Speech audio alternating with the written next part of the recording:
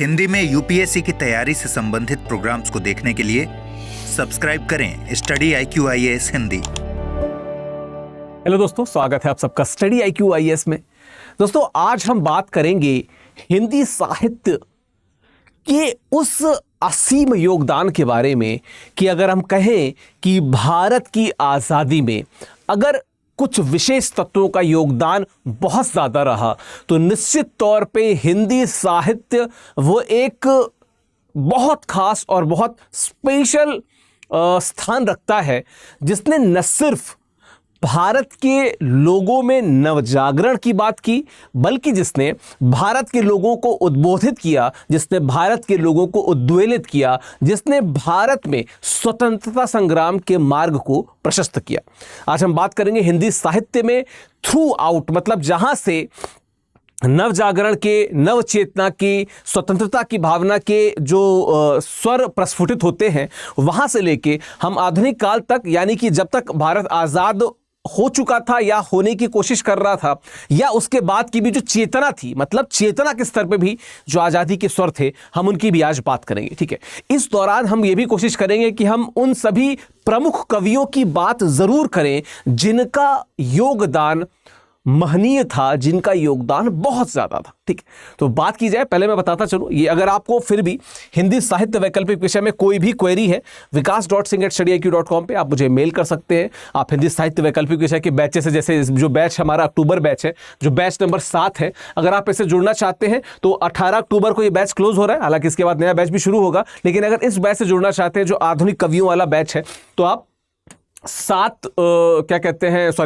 विकास live code का प्रयोग करके आप हिंदी साहित्य वैकल्पिक विषय से जुड़ सकते हैं।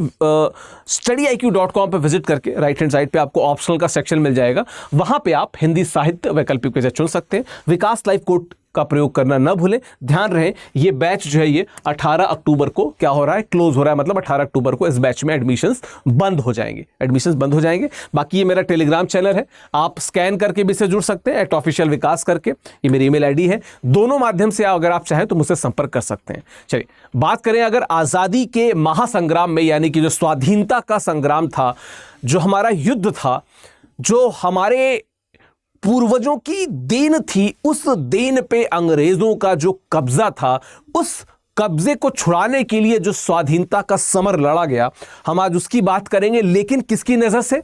हम उसकी बात करेंगे साहित्य की नज़र से। हम बात करेंगे हिंदी साहित्य की नज़र से कि किस प्रकार से हिंदी साहित्य ने योगदान दिया भारतीय स्वतंत्रता संग्राम, यानी कि स्वाधीनता के समर में। ठीक, देखिए हम सबको पता है कि, और मैं कई बार इसको डिस्कस कर चुका हूं, वर्ष 1850 से लेके 1900 का समय, जिसे हिंदी साहित्य में भारतेंदु युग के नाम से जाना जाता है, ये वो युग था जिसने हिंदी साहित्य में न सिर्फ गद्य विधा की प्रमुखता का सूत्रपात किया, बल्कि वो समय था जब हिंदी साहित्य एक अंगड़ाई ले रहा था कि ब्रज या अवधी जैसी भाषाओं को छोड़ के हमें खड़ी बोली है, जो मानक हिंदी बोली है, उसके तरफ हमें आगे बढ़ना है। लेकिन जो सबसे बड़ी और इंपॉर्टेंट बात जो अक्सर छुपी रह जाती है जब हम भारतेंदु युग की बात करते हैं, वो ये कि ये वो युग था जिसने भारतीय लोगों के अंतःस्थल पे स्वतंत्रता की चेतना, जो भारत देश के रूप में जो स्वतंत्रता की चेतना थी और स्वतंत्रता का जो नवजागरण काल था, उसका क्या किया, सूत्रपात किया। ठीक है, अब देखिए, अगर आप देखें यहाँ पे तो भारत दुर्दशा जो यूपीएससी के सिलेबस में भी है, बड़ा शानदार नाटक है, आप सबको पढ़ना जरूर देखना चाहिए। आपको प्लेलिस्ट में, अगर आप हिंदी लिस्ट साहित्य के प्लेलिस्ट में जाएंगे तो आपको वो वीडियो दिख भी जाएगा जहाँ पे मैंने भारत दुर्दशा को एक्सप्लेन किया, उसकी बात की है। क्या कहते हैं उसमें, भारत दुर्दशा में भारतेंदु हरिश्चंद्र का खुद का कद जो बहुत बड़ा था, उनके नाम पे उस युग का नाम रखा जाना, मतलब हिंदी साहित्य का जो इतिहास रहा, उसके जितने भी काल रहे, जो कालखंड रहे, उन कालखंडों में पहला कालखंड जिसका नामकरण किसी कवि के कारण किया गया, वो था भारतेंदु युग। और उस भारतेंदु युग के असाधारण महनीय साहित्यकार जो थे, वो कौन थे? भारतेंदु हरिश्चंद्र थे। तो वो लिखते हैं, रोवहु सब मिली आवहु भारत बाई, हा हा भारत दुर्दशा देखी न जाई। वो सभी लोगों को आह्वान करते हैं यार कि भारत की जो दुर्दशा है देखी नहीं जा रही है। जब हम लोग मिलेंगे इस पे बात करेंगे कि इस दुर्दशा के कारण क्या है क्या नहीं। हालांकि जब आप भारत दुर्दशा पढ़ेंगे तो उसके बहुत सारे कारणों को भी उन्होंने वहां पे गिनाया है। बिल्कुल वैसे ही जैसे भारत भारती में हम उसकी भी बात करेंगे, मैथिली शरण गुप्त जी ने भारत के अतीत, वर्तमान और भविष्य की तुलना की है और इन तीनों के बड़े शानदार चित्र खींचे हैं। उन्होंने भी दुर्दशा के कारणों की बात की है, उन्होंने भविष्य में इसके समाधानों की भी बात की। तो भारतेंदु द्वारा रचित साहित्य का एक बड़ा भाग, ठीक है, भारतेंदु द्वारा रचित साहित्य का एक बड़ा भाग पराधीनता के प्रश्न से संबंधित है। उदाहरण के लिए 1870 में हिंदी के प्रसार से संबंधित अपने एक भाषण में उन्होंने जनसाधारण से निम्न मार्ग के प्रश्न किए कि यह कैसे संभव हो सका कि इंसान होते हुए भी हम तो दास बन गए और वे राजा। हम दोनों इंसान हैं, अंग्रेज भी इंसान है, भारतीय भी इंसान है, हम दास बन गए, वे राजा कैसे बन गए? इस प्रश्न की बात करते हैं। याद करिएगा बलिया में उनका वो उद्बोधन जहां पे लोगों को उद्वेलित करने का संपूर्ण प्रयास किया, क्योंकि देखिए 1857 का संग्राम हो चुका था और 1857 का संग्राम जो हो चुका था तो भारतीयता की भावना, जो नेशनलिस्टिक फीलिंग थी, राष्ट्रीयता की जो भावना थी, वो पनप रही थी और कांग्रेस जैसे संगठनों के बाद ये थोड़े और, जिसे कहते हैं ना कि एक डायरेक्शन पा जाती है, एक दिशा पा जाती है। तो वहां पे लिखते हैं कि ऐसा कैसे हुआ कि ये इंसान होते हुए भी हम तो दास बन गए और वे राजा हो गए। उन्होंने अपने समकालीन साहित्यकारों, ठीक है, अब उन्होंने अपने समकालीन साहित्यकारों, साहित्य होगा यहाँ पे, ठीक है, समकालीन साहित्यकारों को लोक साहित्य की विधाओं के इस्तेमाल की सलाह दी। तो लोक साहित्य की विधाओं के इस्तेमाल की सलाह दी थी। लेकिन मैं आपको एक बात बता दूं कि इसके बाद दूसरा ऐसा एकमात्र कालखंड, जिसे हम द्विवेदी युग के नाम से जानते हैं, जो एकमात्र, मतलब आप भारतेंदु युग के बाद एकमात्र ऐसा युग था जिसका नाम किसी कवि के नाम पे पड़ा, महावीर प्रसाद द्विवेदी के अगर मैं बात करूं तो उन्होंने क्या किया था कि जिस परिपाटी को भारतेंदु हरिश्चंद्र ने शुरू किया था, उस परिपाटी को आगे ले जाते हैं और उसको आगे ले जाते समय जो उस समय के कवि थे, चाहे श्रीधर पाठक हो, मैथिली शरण गुप्त हो, खुद द्विवेदी जी हो या बाकी अन्य कवि हो, उनमें उन्होंने कहीं ना कहीं बालकृष्ण शर्मा नवीन, हालांकि वो भारतेंदु युग में भी प्रवीणता से लिखे और द्विवेदी युग में भी उनकी छाप दिखती है, उनमें उन्होंने काव्यानुशासन विकसित किया। काव्यानुशासन क्या कि अब ब्रज को छोड़ो, खड़ी बोली में आओ, जिस भाषा में लोग बात करते हैं हम उस भाषा में उनको समझाएंगे ताकि लोगों तक वो संदेश जा सके कि जो देश का जो गौरव में अतीत है उस पे कितने ज्यादा जुल्म हो रहे हैं और कैसे अंग्रेज सत्ता पे काबिज है। भारतेंदु हरिश्चंद्र ने भारतीय जनमानस के साथ हो रही लूट और अंग्रेजों के अत्याचार को बड़े मार्मिक ढंग से मुकरी के रूप में, अगर आपने अमीर खुसरो को पढ़ा हो तो उन्होंने बहुत सारी मुकरियाँ लिखी हैं कि ए सखी क्या कहते हैं, साजन ना सखी सीसा, इस तरह के बहुत सारे होने कि मैंने अमीर खुसरो पे भी वीडियो लिया हुआ है, तो आप वहाँ पे जाके देख सकते हैं। वहाँ पे उनकी मुकरी, पहली, सुखने, ठीक है, इन सब को मैंने वहाँ पे डिटेल में डिस्कस किया है, तो आप प्लेलिस्ट ज़रूर एक बार चेक कर लिया करें, ठीक है। तो मुकरी के रूप में वर्णित किया है, उसमें उन्होंने लूट की निम्नलिखित व्याख्या दी है। क्या? भीतर भीतर सब रस सूख है, हंसी हंसी के तन मन मुँह से, जाहिर वातन में अति तेज, क्यों सखी साजन नहीं अंग्रेज। अब देखो जैसे वो कहते हैं ना कि क्या सखी साजन नहीं, तो जो एक सखी है वो तो हमेशा साजन की बात करती है, पर जो सखी जब उसका रिप्लाई रिबटल देती है, जैसे एक वर्ड है इंग्लिश में रिबटल में जो आता है, तो वो कहते थे कि नहीं सीसा, या बहुत सारे उदाहरण वहाँ दिया करते थे जब अमीर खुसरो की बात है। इन्होंने अपने मुकरी में क्या कहा है कि ए सखी साजन न सखी अंग्रेज, अंग्रेजों पे पूरी तरीके से तोहमत लगाई है। किसकी? लूटने की, तन मन धन हर प्रकार की लूट की तोहमत लगाई है अंग्रेजों पे अपनी इस मुकरी में, अगर हम बात करें भारतेंदु हरिश्चंद्र ने। फिर क्या है, उन्होंने अपनी बात जनता तक पहुंचाने के लिए विभिन्न लोक विधाओं का चयन किया जो केवल कविता तक ही सीमित नहीं थी। भारतेंदु ने अपने कुछ नाटकों में भी अपने समय की प्रचलित विधाओं को, कथाओं का उपयोग किया है। उदाहरण स्वरूप अंधेर नगरी चौपट राजा में उन्होंने अंग्रेजी शासन के निरंकुश और उत्पीड़नकारी चरित्र का चित्रण करने के लिए एक ऐसी लोक कथा का उपयोग किया है जो देश के विभिन्न भागों में सामान्य रूप से प्रचलित थी।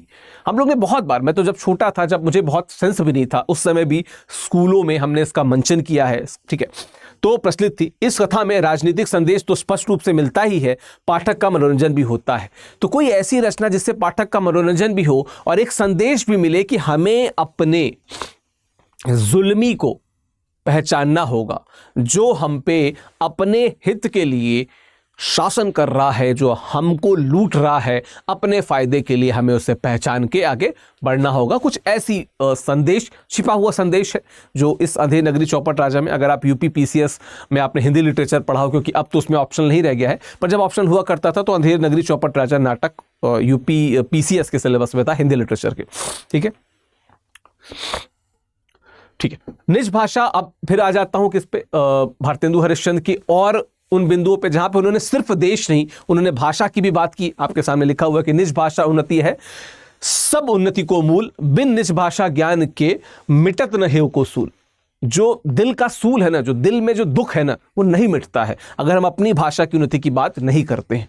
उस दौर के में अगर देखा जाए, इनके अलावा अगर हम भारतेंदु हरिश्चंद्र की बात करें, जिन्होंने देश की बात की, भाषा की बात की, लोकल जो क्षेत्रीय विधाएं हैं उनकी बात की, गद्य की बात की, हिंदी की मौलिकता की बात की, और बहुत सारी चीज़ों पे बात की। इसी वजह से उनका उस युग का नाम भारतेंदु युग पड़ा। लेकिन उसके दौर के और के कवियों की बात की जाए तो प्रताप नारायण मिश्र, बद्रीनारायण चौधरी, प्रेमघन, राधा कृष्ण दास ठाकुर, जगमोहन सिंह, अंबिका दत्त व्यास, बाबू रामकृष्ण वर्मा आदि समस्त हिंदी साहित्यकारों ने भी स्वतंत्रता आंदोलन की धधकती हुई ज्वाला को प्रचंड रूप दिया, जिनकी रचनाओं ने राष्ट्रीयता के विकास में बहुत योगदान दिया। राष्ट्रीयता के विकास में क्या दिया? बहुत योगदान दिया। ठीक है, क्या है देख लेते हैं एक बार। अब जैसे बालकृष्ण शर्मा नवीन हैं, अपने जो विप्लव गान में क्या लिखते हैं कि कभी कुछ ऐसी तान सुनाओ जिससे उथल पुथल मच जाए, एक हिलोर इधर से आए, एक हिलोर इधर से आए, एक हिलोर उधर को जाए, नाश नाश हाँ महानाश की प्रलयंकारी आंख खुल जाए, नाश नाश हाँ महानाश की प्रलयंकारी आंख खुल जाए।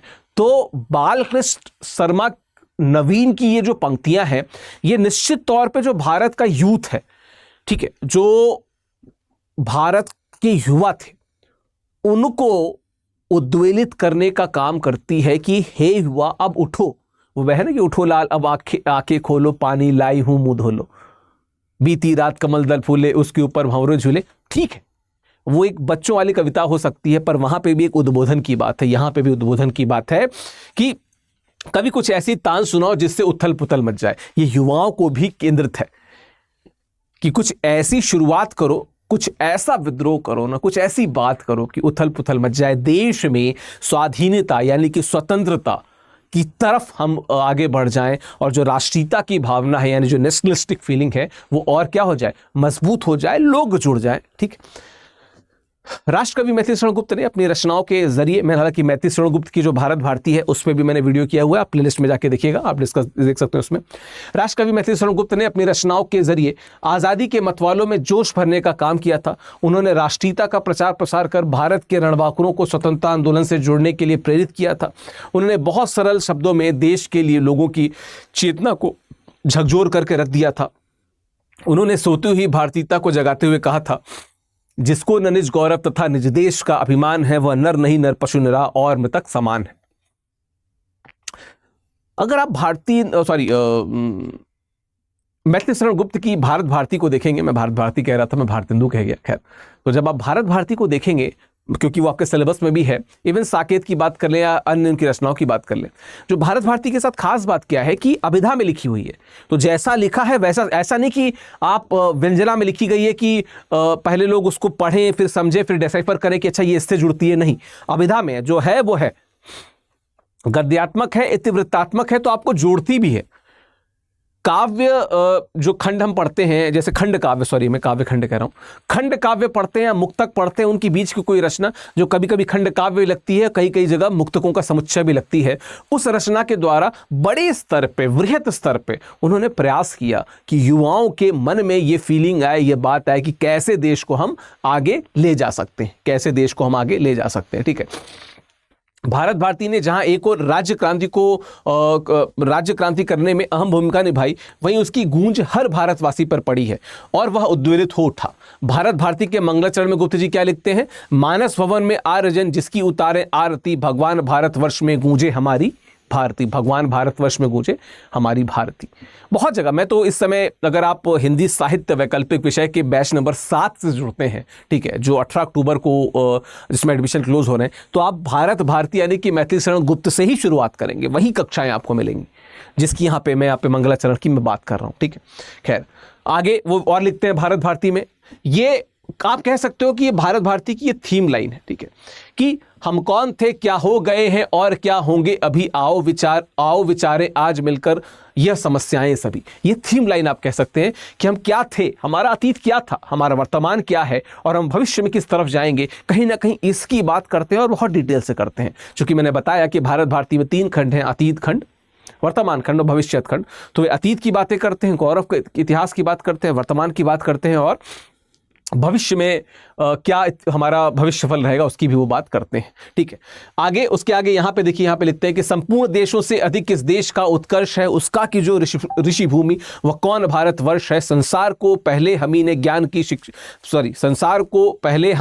शिक्षा दान की, आचार की, व्यापार की, व्यवहार की, विज्ञान की। लोगों के मन में अगर ये पंक्तियां सुनने के बाद अपने देश के गौरव के प्रति आदर भावना जागृत नहीं होती है, अगर ये पंक्तियां उद्बोधन नहीं करा सकती, द्वेलित नहीं कर सकती, तो कोई पंक्ति भारत के लोगों को उठा नहीं सकती थी, जगा नहीं सकती थी। तो निश्चित तौर पे एक बड़ा योगदान, अवदान दिया गुप्त जी ने भारत भारती के द्वारा। और ध्यान रहे, यूनियन पब्लिक सर्विस कमीशन के हिंदी साहित्य का जो वैकल्पिक विषय है उसमें आपके सिलेबस में भारत भारती भी है, और जो हमारा बैच नंबर 7 इस समय चल रहा है उसमें भारत भारती को ही पढ़ रहे हैं, ठीक है।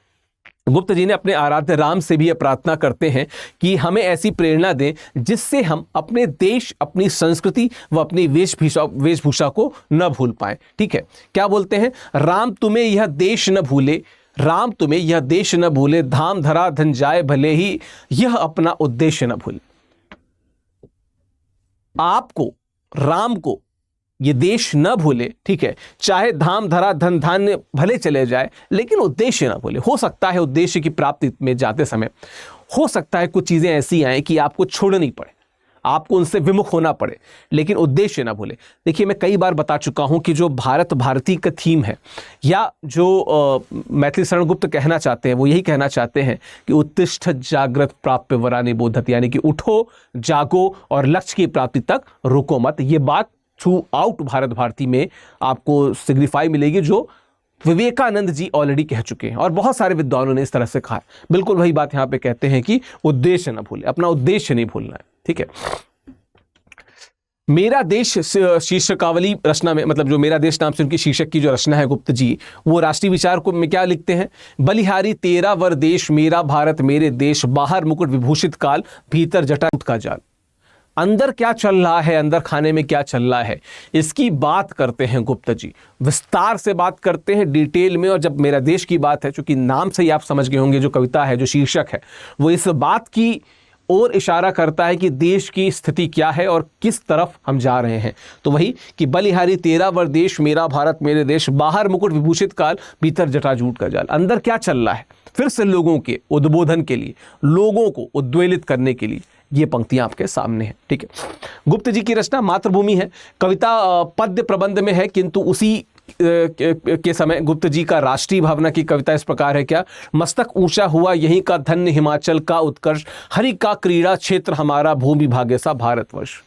फिर से वे लोग जो अपने अतीत को नहीं जानते, जो अपने अतीत को नहीं समझते, कहीं ना कहीं उन्हें उनके अतीत के बारे में समझाने, बताने के लिए इससे बेहतर पंक्तियां नहीं हो सकती। और आप भारत भारती, अगर आप हिंदी साहित्य के स्टूडेंट नहीं भी हैं तो भी आप भारत भारती को पढ़िएगा और आपको मेरी बात से आप यकीन करेंगे कि इससे बेहतर पंक्तियां नहीं हो सकती थी, ठीक है। खैर, तत्कालीन हिंदी साहित्यकारों की अगर बात की जाए तो मुंशी प्रेमचंद की अगर बात की जाए तो उनकी एक रचना थी सोजे वतन। सोजे वतन में भी, ये आप इसको मेरे जो ऑफिशियल चैनल है टेलीग्राम का @ऑफिशियल विकास करके, वहां से PDF लेके आप आराम से उसको पढ़ लीजिए। यहाँ पे स्क्रीन को पॉज करके स्क्रीनशॉट लेके भी आप इसको पढ़ सकते हैं। सोजे वतन में इतना शानदार खरा खरा लिखा था वहां पे मुंशी प्रेमचंद जी ने कि अंग्रेजों को बुलाना पड़ गया कि भाई आपकी रचना है, और उनका जो पेन नेम था, उस पेन नेम पे भी कहीं ना कहीं समस्याएं खड़ी की गई। मैंने प्रेमचंद से जुड़े 2 वीडियो किए हैं, एक पूरे प्रेमचंद की जीवनी को लेके, एक प्रेमचंद की कहानियों को लेके। आप प्लेलिस्ट में जाके उन वीडियो को जरूर देखिएगा और आपको डिटेल में पता चलेगा कि किस प्रकार के लेखक थे, कितने दुश्वारियों को झेलते हुए आगे जा रहे थे और देश को, देश के युवाओं को एक डायरेक्शन दे रहे थे, एक दिशा दे रहे थे कि कैसे देश को आगे ले जाना चाहिए उन्हें, ठीक है। खैर, जयशंकर प्रसाद यद्यपि सौंदर्य प्रेम तथा प्रकृति के चित्रकार है, तथापि युग की प्रवृत्तियों से भी वे अछूते नहीं हैं। उनके काव्य में पराधीनता के प्रति आवेश एवं स्वाधीनता के लिए ललक पाई जाती है, दिखती है। उनकी राष्ट्रीय भावनाओं की अभिव्यक्ति काव्य की अपेक्षा नाटकों में अधिक स्पष्टता से हुई है।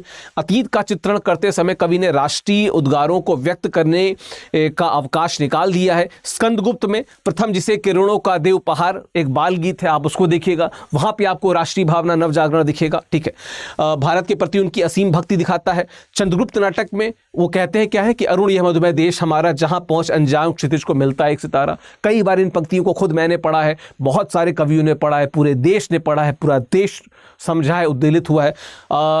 अगर आप हिंदी साहित्य वैकल्पिक विषय के स्टूडेंट हैं, आप उसको सिलेबस को देखा है, तो आप मुझे बताइएगा कि चंद्रगुप्त और स्कंदगुप्त में से कौन सा नाटक यूपीएससी यानी कि यूनियन पब्लिक सर्विस कमीशन के सिलेबस में है, जरूर बताइएगा। बाकी हम सबको पता है कि चंद्रगुप्त में स्वतंत्रता की बलिवेदी पे सहर्ष बलिदान होने के लिए जो प्रयाण गीत है कि हिमाद्रि तुंग श्रृंग से प्रबुद्ध शुद्ध भारती, स्वयं प्रभा समुज्ज्वला स्वतंत्रता पुकारती, अमर्त्य वीर पुत्र हो दृढ़ प्रतिज्ञ सोच लो, प्रशस्त पुण्य पंथ है बढ़े चलो बढ़े चलो, अराति सैन्य सिंधु में सुबाड़ वाग्नि से जलो, प्रवीर हो जयी बनो बढ़े चलो बढ़े चलो। क्या शानदार लाइन है प्रयाण गीत में। तो चाहे चंद्रगुप्त नाटक हो या स्कंदगुप्त नाटक हो या उनकी रचनाएं हो कामायनी, जिनके 2 सर्ग आपके यूपीएससी के सिलेबस में भी हैं, कमेंट बॉक्स में बताइएगा कौन से 2 सर्ग हैं। जब आप पढ़ेंगे तो आप लगेगा कि कैसे समाज से जुड़ते हैं, कैसे देश से जुड़ते हैं, और देश से इस प्रकार जुड़ते हैं कि लगता है कि यार इससे बेहतर तो नहीं जुड़ा जा सकता है। ये खास बात है। प्रसाद जी में प्रसाद गुण बहुत मिलता है, और वो प्रसाद गुण इतना सहज है कि आपको उससे कोई भी कोफ्त नहीं होगी, लगेगा कि ये प्रसाद मिलता है। ठीक है, ये आपको मिलता है यहाँ पे। ठीक है, जयशंकर प्रसाद बार बार देशवासियों को जगाते हुए गौरव में अतीत का स्मरण कराते हैं, साथ ही देशवासियों को मातृभूमि के गौरव का स्मरण करवाते हुए क्या कहते हैं कि हम वही आर्य संतान हैं जिन्होंने मातृभूमि की रक्षा के लिए अपना सर्वस्व न्यौछावर कर दिया, अतः हमें भी अपनी मातृभूमि को स्वतंत्र कराने के लिए अपना सर्वस्व न्यौछावर करने के लिए तत्पर रहना चाहिए। वे क्या लिखते हैं? वे लिखते हैं, इसको थोड़ा मैं ऊपर कर देता हूं, ठीक है, क्या है कि वही है रक्त, वही है देश, वही है साहस, वैसा ज्ञान, वही है शांति, वही है शक्ति, वही हम दिव्य आर्य संतान। ठीक है, तो यहां पे भी कुछ वैसे ही कदमों पे, उसी रास्ते पे वो आगे बढ़ते हैं जिस रास्ते पे मैथिली शरण गुप्त ने भारत भारती की रचना की थी। तो यहां पे गुप्त जी का हमको एक और आयाम मिलता है। ठीक, बात की जाए तो प्रसाद जी की जो लहर है उसमें संकलित कविता अब जागो जीवन के प्रभात पे विचार करें तो प्रसाद की राष्ट्रीय चेतना स्वच्छंदतावाद की मूल चेतना से अभिन्न जान पड़ेगी। क्या? अब जागो जीवन के प्रभात, वसुधा पर ओस बने बिखरे, हिमकन आंसू जो क्षोभ भरे, उषा बटोरती अरुण गात, अब जागो जीवन प्रभात।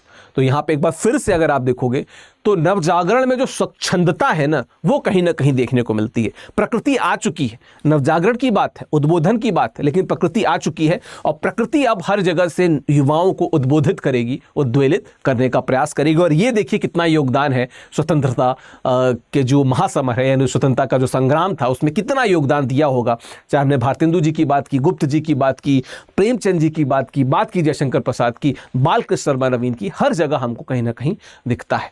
खैर, जब हम निराला जी की बात करते हैं, महाप्राण निराला की, उन पे भी डेडिकेटेड वीडियो है, आप जाके देख लीजिएगा। उनकी जीवनी की हमने बात की है। वहां पे क्या है? तोड़ो तोड़ो तोड़ो कारा, निकले फिर गंगा जलधारा, शक्ति की करो मौलिक कल्पना, राम की शक्ति पूजा आपके सिलेबस में है, जरूर पढ़िएगा। यूपीएससी का जो सिलेबस है उसमें। खैर, भारती जय विजय करे, कनक शस्य कमल धरे, कितने उदाहरण दिए जाए। आप राम की शक्ति पूजा की बात कर ली जाए, लगता है कि राम की कहानी है, सीता जी को छुड़ाने के लिए रावण के चंगुल से जा रहे हैं, पर अगर आपके प्रतीक को समझेंगे, ठीक है, इसके रहस्य को समझेंगे तो आपको एक चीज क्लियर हो जाएगा कि वास्तविकता में क्या है। ये भारत की युवाओं की कहानी है, उन रणबांकुरों की, उन क्रांतिकारियों की कहानी है जो रावण रूपी अंग्रेजों से सीता माँ रूपी भारत माँ को छुड़ाने के लिए प्रयास कर रहे हैं। तो ये आपको इसमें अर्थ दिखेंगे अगर आप थोड़ी डिटेल में इसमें जाएंगे। खैर, जो भरा नहीं है भावों से बहती, जिसमें रसधार नहीं वह हृदय नहीं वह पत्थर है, जिसमें स्वदेश का प्यार नहीं। पंक्तियां गया प्रसाद शुक्ल जी की हैं, गया प्रसाद शुक्ल स्नेही जी। कई जगहों पे इन्हें मैथिली शरण गुप्त की पंक्तियां कहा जाता है, मैंने को इसीलिए स्पष्ट कर दिया कि ये शुक्ल स्नेही जी की पंक्तियां हैं। बहुत जगहों पर रिसर्च करने के बाद इस पॉइंट को मैंने लिख दिया। खैर, ये भी जो पंक्तियां हैं, जो भरा नहीं है भावों से बहती, जिसमें रसधार नहीं वह हृदय नहीं वह पत्थर है, जिसमें स्वदेश का प्यार नहीं, फिर से लोगों को आगे लाती है, उत्थान की बात करती है, नवजागरण की बात करती है, उद्बोधन की बात करती है इन पंक्तियों की अगर बात की जाए। और अगर मैं इस पे जोड़ूं कुछ बात, तो अगर आपने सुना होगा कि हिंदिया में बू रहेगी जब तलक ईमान की, तख्त लंदन तक चलेगी तेग हिंदुस्तान की। बहुत सारी पंक्तियां हैं जो भारत के लोगों को गजब उद्वेलित कर देती थी। आज फिर मक्तल में कातिल कह रहा है बार बार, आए वो शौके शहादत जिनके जिनके दिल में है, सरफरोशी की तमन्ना अब हमारे दिल में है, देखना है जोर कितना बाजुए कातिल में है। ठीक है, आपको बिस्मिल की याद आ रही होगी, लिखी गई है ये बिस्मिल अजीमाबादी द्वारा, लेकिन आपको राम प्रसाद बिस्मिल, भगत सिंह, सुखदेव, राजगुरु, चंद्रशेखर आजाद जैसे चेहरे सामने आपके गुजर गए होंगे, तो निश्चित तौर पे इन कविताओं का, इन कवियों का महनीय योगदान था। ठीक है, इसी प्रकार दिनकर की तुलिका ने ऐसे ही वीरों के स्वागत में लिखा है। दिनकर राष्ट्र कवि रामधारी सिंह दिनकर, इनका भी एक जो काव्य संग्रह है वो आपके सिलेबस में कुरुक्षेत्र नाम है, जरूर पढ़िएगा उसे। उसकी बहुत सारी पंक्तियों की मैं पहले भी बात कर चुका हूं। क्या है? कलम आज उनकी जय बोल, जला अस्थियां बारो बारी, छिटकाई जिसने चिंगारी, जो चढ़ गए पूर्ण वेदी पर, लिए बिना गर्दन का मोल, कलम आज उनकी जय बोल, कलम आज उनकी जय बोल। तो रामधारी सिंह दिनकर भी तुलिका में इन बातों की बात करते हैं कि जिन्होंने अपने को सर्वस्व न्यौछावर कर दिया देश की बलिवेदी पे, उनकी जय बोलनी चाहिए, हर कलम को उनकी जय बोलनी चाहिए। ठीक है, फिर क्या है? श्यामलाल गुप्त पार्षद की लेखनी, क्या? विजय विश्व तिरंगा प्यारा झंडा ऊंचा रहे हमारा, हम सब ने इसको गाया होगा, सुना होगा। गोपाल दास व्यास की बात कर ली जाए तो आज़ादी के चरणों में जो जयमाल चढ़ाई जाएगी वह सुनो तुम्हारे शीशों के फूलों से गूंथी जाएगी। मतलब तुमको अपने बलिदान देने के लिए तैयार रहना पड़ेगा। जो तुम्हारे जो शीशों से, तुम्हारे सरों से जो कट के जो माला बनेगी वो बलिवेदी पे चढ़ेगी। मतलब क्या? कि कहीं ना कहीं ये दोहरा संदेश है उनके लिए भी, जो हम पे काबिज हैं, जो हमको लूट रहे हैं, उनके जो गर्दन है वो भी कटेगी, और जो हमारे क्रांतिकारी हैं उनका खून भी उसमें लगेगा। कुछ ऐसा क्या कहते हैं, उद्बोधन की बात हो रही, कुछ ऐसे नवजागरण की बात हो रही है। अब यहाँ पे माखनलाल चतुर्वेदी की, चाह नहीं सुरबाला गहनों में मैं गूथा जाऊं, चाह नहीं प्रेमी माला में बिंद प्यारी को ललचाऊं, चाह नहीं सम्राटों के शब पर हे हरि डाला जाऊं, चाह नहीं देवों के सिर पे चढ़ूं भाग्य पेरेट लाऊं, मुझे तोड़ने लेना बनमाली उस पद पर तुम देना फेक, मातृभूमि पे शीश चढ़ाने जिस पथ जाए वीर अनेक। माखनलाल चतुर्वेदी की जो पंक्तियां हैं पुष्प के अभिलाषा से, निश्चित तौर पर बचपन से लेकर अभी तक जब भी मैं सुनता हूँ रोंगटे खड़े हो जाते हैं। सोचिए, जिस समय देश गुलाम होगा, लोगों के दिल पे जब ये पंक्तियां जाती होंगी तो वो किन भावनाओं में बहते होंगे, उनको किस प्रकार की भावनाएं दिखती होंगी, समझ में आती होंगी, हम सब समझ सकते हैं। तो इसलिए इन पंक्तियों का, इन कवियों, इन क्या कहते हैं कविताओं का महत्व है, बहुत ज्यादा महत्व है। ठीक है, और क्या है? अब ये सुभद्रा कुमारी चौहान, वही सुभद्रा कुमारी चौहान जिनका बहुत बड़ा योगदान एक और है, वो योगदान किसको है? छायावाद की एक कवित्री को उत्थान में, उनको सामने लाने में भी। खैर, इन पंक्तियों की अगर बात कर ली जाए तो क्या है? सिंहासन ही लुटे राजवंशों ने फ्रिकुड़ी तानी थी, बूढ़े भारत में भी आई फिर से नई जवानी थी, गुमी हुई आज़ादी की कीमत सबने पहचानी थी, दूर फिरंगी को करने की सबने मन में ठानी थी, चमक उठी सन 57 में वो तलवार पुरानी थी, बुंदेले हर बोलों के मुंह हमने सुनी कहानी थी, खूब लड़ी मर्दानी वो तो झांसी वाली रानी थी। सुभद्रा कुमारी चौहान की पंक्तियां निश्चित तौर पे आज भी उसी उत्साह का सृजन करती हैं मुझ में। सोचिए, जिस समय लिखी गई होंगी, लोग पढ़ते होंगे तो क्या माहौल रहता होगा। सुभद्रा कुमारी चौहान एक और जगह लिखती हैं कि सबल पुरुष यदि भीरू बने तो हमको दे वरदान, सखी अब लाएं उठ पड़े देश में करे युद्ध बमसान सखी। मतलब पुरुषों से ये अपेक्षा है कि वो महिलाओं को भी उत्थान करें, उनको भी उस स्तर तक लाएं कि उस स्वतंत्रता के महासमर में महिलाएं भी आगे बढ़ें और महिलाएं भी अपने क्या कहते हैं योगदान दे सकें और पुरुषों के कदम से कदम मिला के आगे बढ़ सकें। ठीक है, आगे क्या है? श्याम नारायण पांडे, ठीक है, महाराणा प्रताप के घोड़े चेतक के लिए हल्दी घाटी की लिखी थी। देखिए, लिखा गया था चेतक के लिए, पर फिर भी ये लोगों में एक जो चीज़ है नव चेतना, एक उत्साह का संचार करती है। क्या? कि रणभीर चौकड़ी भर भर कर चेतक बन गया निराला था, राणा प्रताप के घोड़े से पड़ गया हवा का पाला था, गिरता न कभी चेतक तन पे राणा प्रताप का कोड़ा था, वह दौड़ रहा अरिमस्तक पे या आसमान पे घोड़ा था। इस पूरी क्या कहते हैं कविता को पढ़िएगा। मैं आपको दावे के साथ कहता हूं कि हर जो उसकी जो नई 4 पंक्तियां आएंगी, हर पद में आपके रोंगटे खड़े हो जाएंगे, इतनी शानदार है। और सोचिए, जब आज के समय में आपको ये इस तरह की भावना दे रही है, तो जिस समय भारत आज़ादी के उस मुहाने पे खड़ा था या देश गुलामी के जंजीरों में बंधा था और आज़ादी की तरफ देख रहा था, उस समय युवा जब इन पंक्तियों को पढ़ते होंगे तो कितने ऊर्जावान हो जाते होंगे, उत्साहित हो जाते होंगे। ठीक है, लाल क्रांति की लड़ने वाली मजदूर सेना आम, उनको उनके स्त्री पुरुषों को मेरा लाल सलाम। ये मुक्तिबोध लिखते हैं जब हम मुक्तिबोध की बात करते हैं, और यहाँ पे हमें नरेश शर्मा की पंक्तियां भी देखने को मिलती है जहां पे लिखते हैं कि लाल रूस है ढाल साथियों सब मजदूर किसानों का, लाल रूस का दुश्मन साथी दुश्मन सब इंसानों का।